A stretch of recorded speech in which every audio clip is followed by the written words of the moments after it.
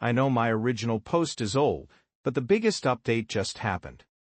My therapist suggested I share it here to help sort out my feelings and maybe warn others. I feel like I've grown a lot in the past few years. Maybe I'm a bit less naive, or perhaps a bit more bitter. After interacting with comments on my previous post, I came up with an ultimatum for my husband. First, he needed to get his medical issues tested. Second, he had to see a therapist. Third, we needed couples counseling. I decided he had to do the legwork for this.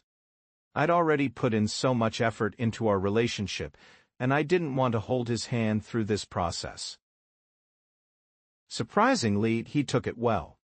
There were tears on both sides, but he agreed to do these things for the sake of our relationship. Days passed. Then a week. When I brought it up again, it led to a minor fight. He insisted he needed to handle this on his own time. Weeks went by, and I realized he didn't care enough to make a change. It was a hard truth to accept, but it was clear as day. I went to a friend's house to talk things out, clear my head, and start planning for divorce. Just before I got home, I received a call that his sister was in a coma and dying. I booked him tickets to see her, but she passed away just hours after he arrived. She left behind 2 teenage daughters, who we now felt partially responsible for. So I pushed my pain down and decided to be the best aunt I could be. I even got a dog, which turned out to be the best decision ever to keep my spirits up. I worked hard to support my husband and felt like we were getting closer during this time. But soon, I noticed that everything we did for the girls was initiated by me, not him. He started to get annoyed when I made a big deal out of surprise care packages for their school. I began to resent that he wasn't caring for his nieces in the same way I was. On the youngest niece's graduation day, I asked if we should get flowers for the graduates.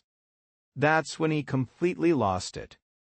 He yelled about how I overthink things, and even ranted about how I buy too many crackers when we have company over.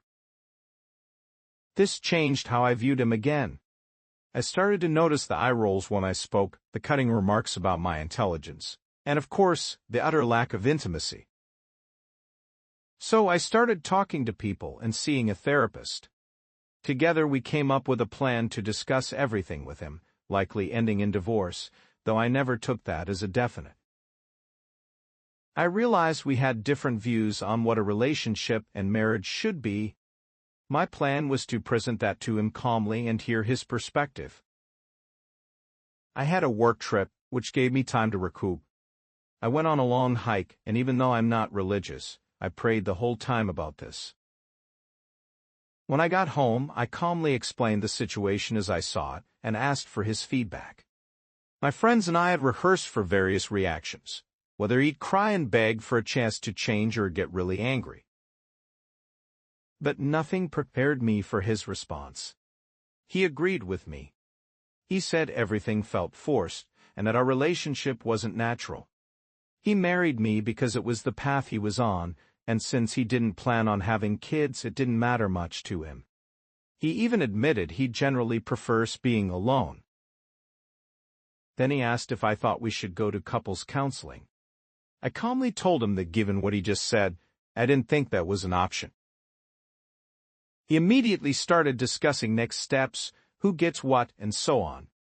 He mentioned he could technically fight for alimony, but wouldn't. He also said he wouldn't fight for my dog if I didn't pursue his separate finances.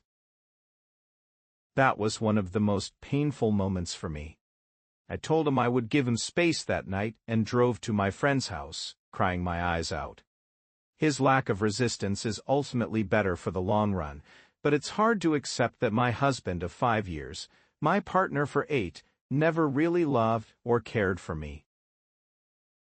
I should have listened to my gut all along. We had that talk last night. Now, I'm sitting in a coffee shop, typing this out. I'm a relatively attractive person, and I've channeled my frustrations over the past few years into working out almost every day. So, I'm hopeful about love in the future.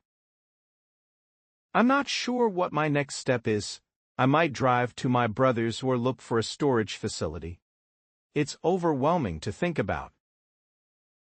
But overall, I'm grateful this is happening now. I won't look back at my life when I'm 85, disappointed that it never really started. I have my life ahead of me, and while it's a big, scary place, I know I'll take it one step at a time after I finish crying. Thank you to everyone who has helped me along the way.